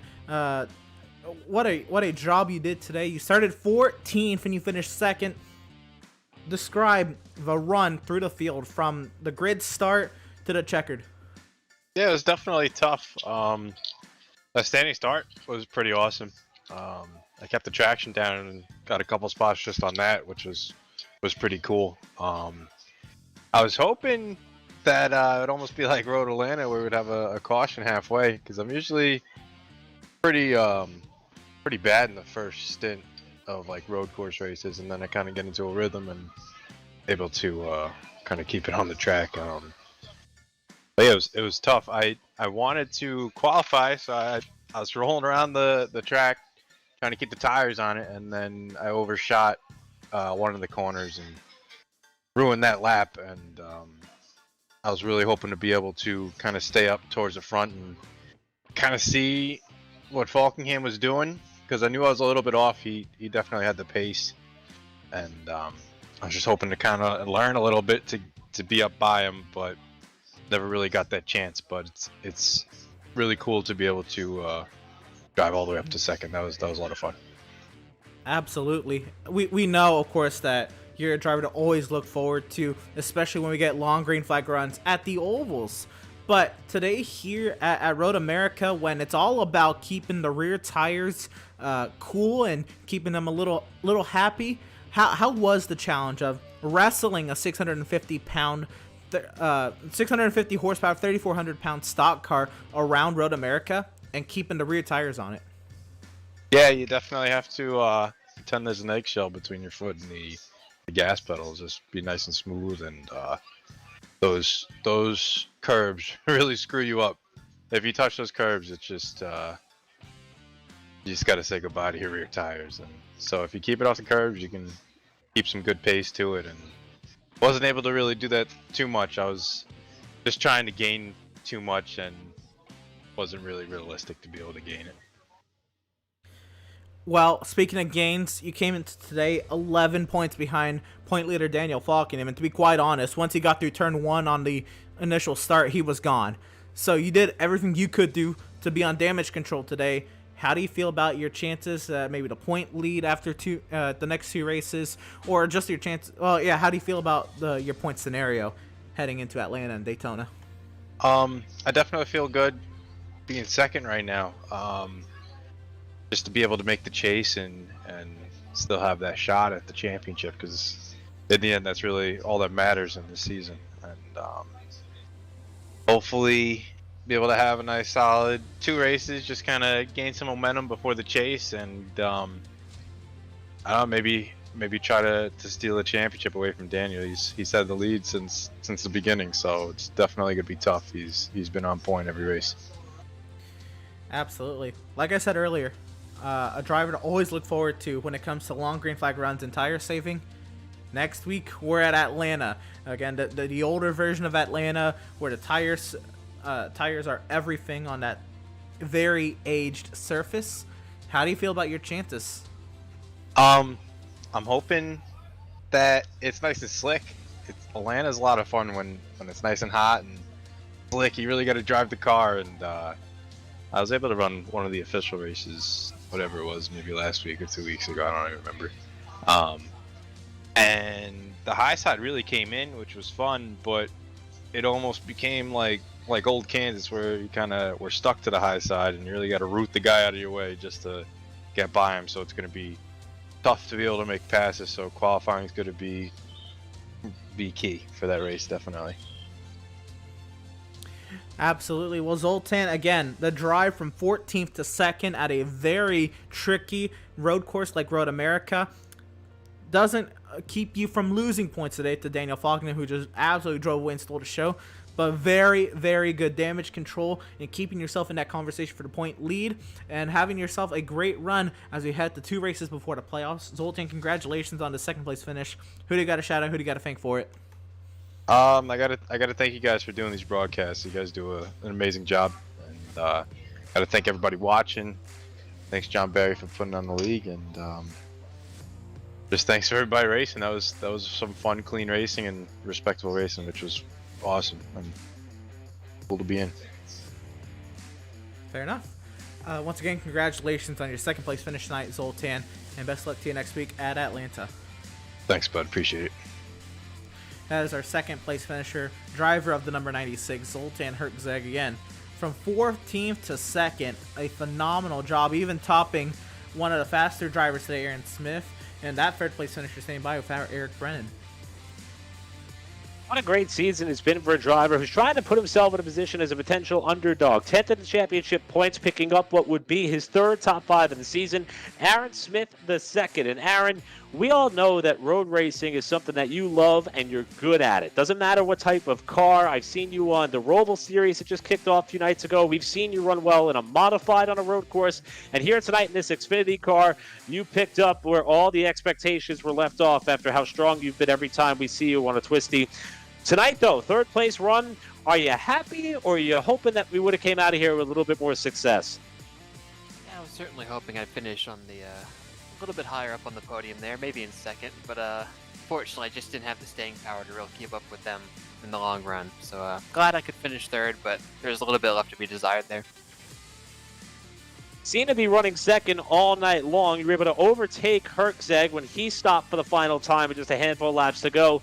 But it didn't take him long to be able to catch you and then eventually work his way by you there on the exit of turn number 3. Was it the tires maybe that have fallen off there a little bit too late? What was the difference there with that pass that kind of kicked you back to 3rd late in the going? Well, I lost a good bit of time at the beginning of that last run with a couple lap cars getting stuck behind them, and the exit of the kink there lost me about a 2nd every time it happened. But yeah, I didn't have the tires. I didn't really have the line to make it happen. I was in the wrong gear in the carousel the whole time. I didn't realize that till after the race. But yeah, that was also an issue. But yeah, just glad I could bring it home clean. And a clean race all the way around. You kept it on the pavement. You kept the pace to keep you on the podium. But coming into the night, though, we mentioned 10th in the standings. We'll see how the numbers fall as we get closer to that playoff run. Only 2 races left to go here. But coming into the night, though, you're only 16 markers from being in the show versus out of it. This third-place run does a lot for you in maintaining a championship contention. Is that something that was on your mind tonight, or were you solely focused on making sure that you had a strong showing on a track that is in pretty much in your wheelhouse whenever you're on the sim? Yeah, it's certainly nice to get a little bit more wiggle room with the ovals coming up. I think it's Daytona that's the final cutoff race, so that's definitely going to be a wild card. So I'd like to get as big of a pad for that as I can. So we got Atlanta up next. Daytona, as you mentioned, a true wild card, Legacy Daytona, no less.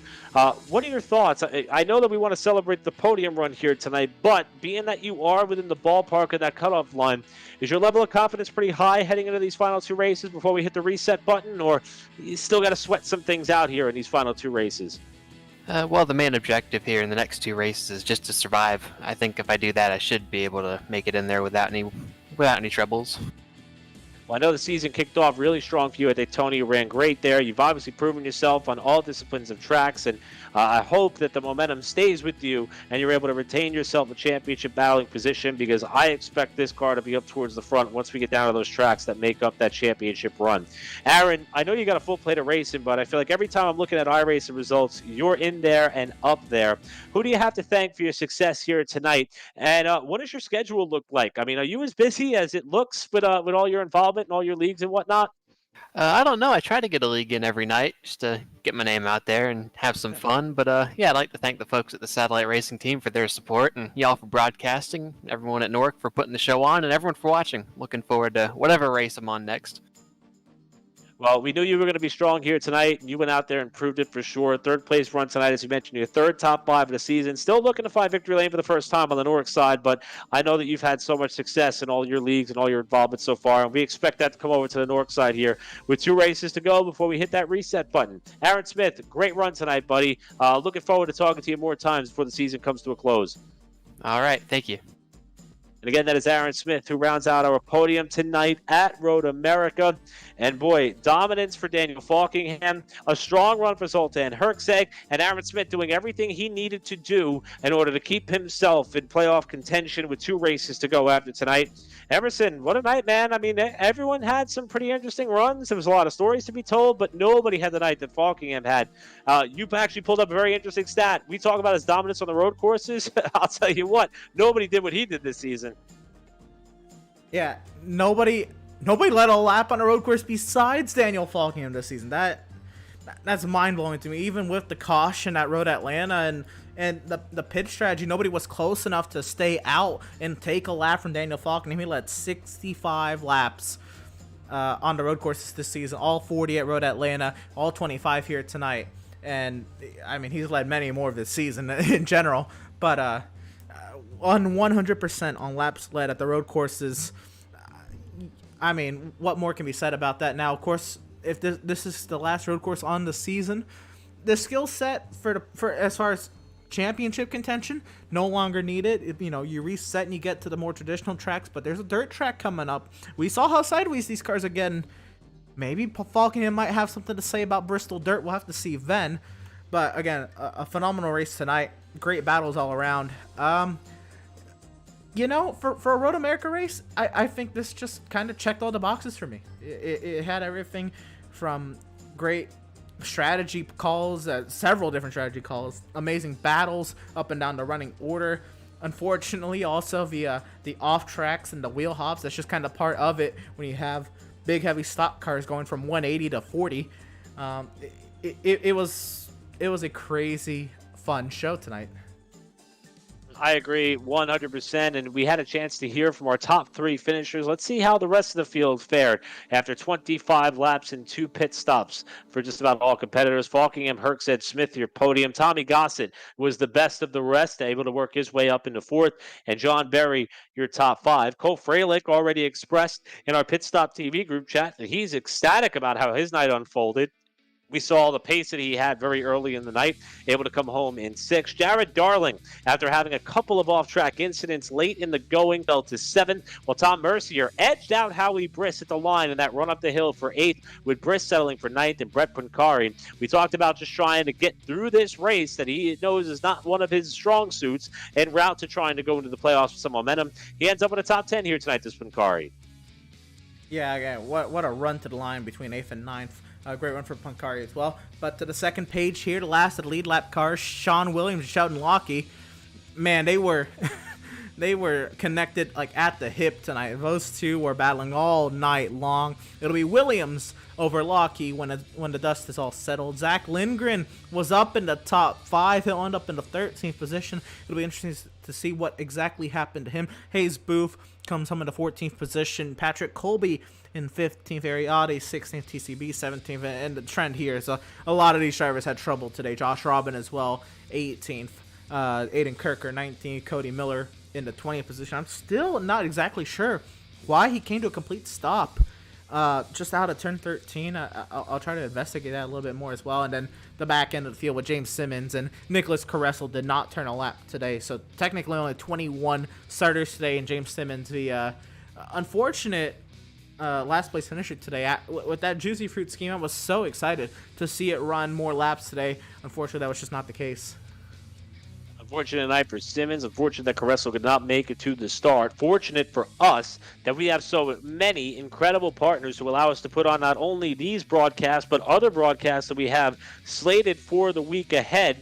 And let's take this opportunity to thank them at least one more time. We'll start it off with our buddy, or our friends, I should say, at Tucson Sound Art. Now, provide him any image that you want. For Daniel Falkingham, it could be of his 5 wins in the season. If he wants to put a collage together, send it in to our friends at Tucson Sound Art. Visit the website TucsonSoundArt.com. They'll take that image, frame it out with a beautiful and high-quality built-in Bluetooth speaker. That way it is now equipped with Sound Art, so you get the best of both worlds. To learn more about their products and services, again, the URL is down below, TucsonSoundArt.com. And make sure that when you check out, use the promo code PITSTOPTV, all one word, to save 10% off your purchase, TucsonSoundArt.com. We also want to thank our friends at Race Pace. There's a Discord link down below to see how you could join their community, because if you ever wish that you could have a race engineer on speed dial, this is your chance. Thanks to Race Pace, which, as we mentioned, a driver development service and setup shop all rolled into one. Our friend Tyler, who is a real-world race engineer, will help you step up your game before your next race, especially when it comes to road racing. Be sure to pick up the pace with Race Pace and Race Pace setups. We're also brought to you by our friends at Permanent Makeup and Cryo in Maine, because when it comes to your appearance, you deserve the best care that money can buy. They have locations now in their growing ventures in Auburn, Lewiston, Naples, and Saco, Maine. Permanent Makeup and Cryo in Maine with owner Ashley Bullier, a certified micropigmentation specialist who provides professional, safe, and personalized services. Contact them or visit their website, permanentmakeupinmaine.com. Check them out on social media, see before and after photos, read some testimonials and reviews, or give them a call at 207-358-8683, permanentmakeupinmaine.com. We're also brought to you by our friends at Whiplash Media. You visit the website, pitstoptv.com/whiplash, because they specialize in various sim racing resources, including paint schemes, stream overlays, iRacing camera packs that you saw here tonight, and so much more. As a matter of fact, they're the official graphic and camera provider at Pitstop TV, so you can be sure to grab your iBroadcast cameras today at pitstoptv.com. And lastly, we're, of course, brought to you by our newest partner here in BAM Racing Videos, Brandon Mettler, joining our Andrew Cardinale IV to the Charlotte Motor Speedway these last few weeks on Tuesday nights, covering the Summer Shootout. He also covers a number of other racing ventures all throughout the country, and is sure to share the content across on his social media channels. That's BAM Racing Videos, by a race fan for the racing community.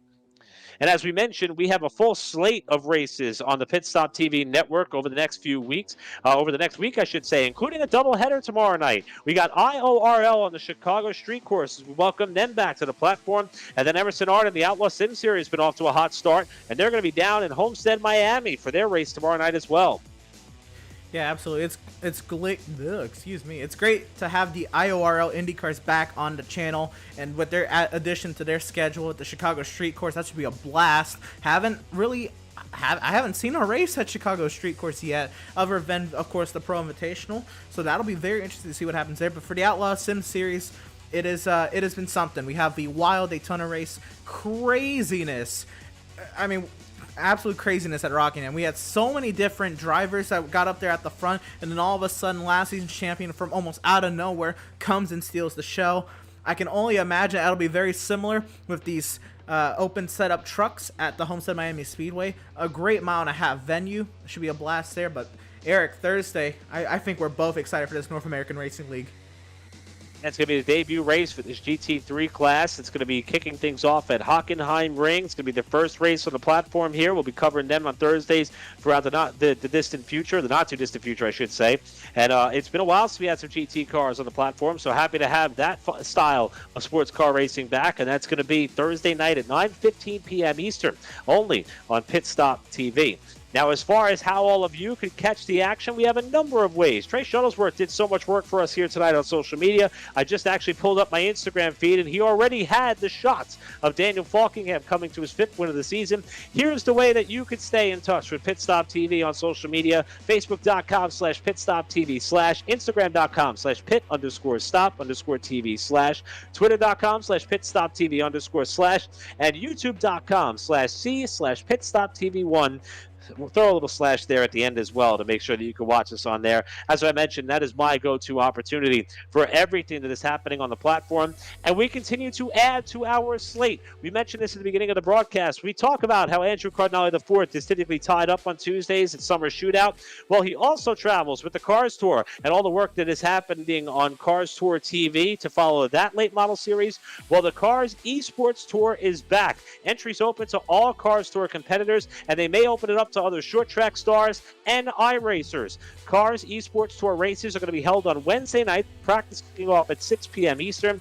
Go to pitstoptv.com/Cars Esports Tour for more information. And Emerson, I know we're really excited about that one. And I'm excited about these upcoming races for NORC: Atlanta, Legacy Daytona, and then it's all about the championship. Can't wait till we get to Atlanta after all the fun we had here tonight at Road America.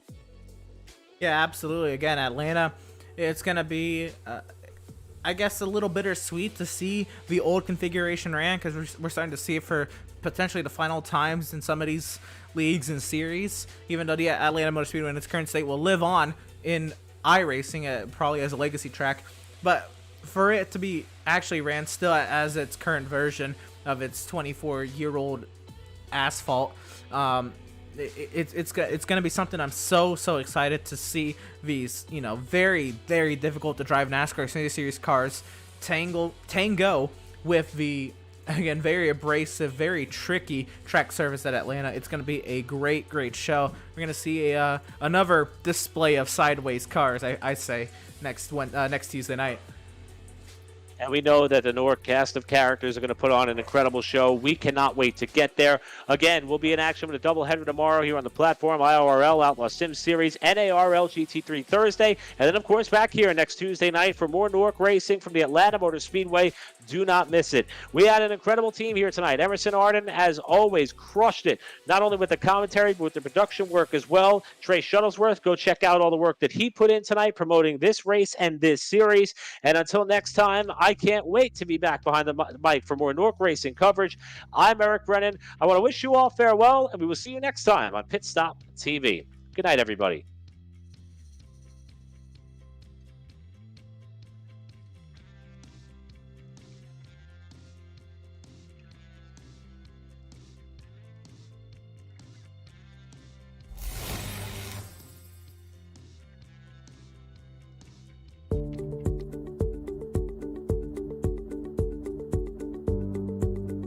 Sound art is a product that is a speaker and it's art. We combine it together and we call it sound art.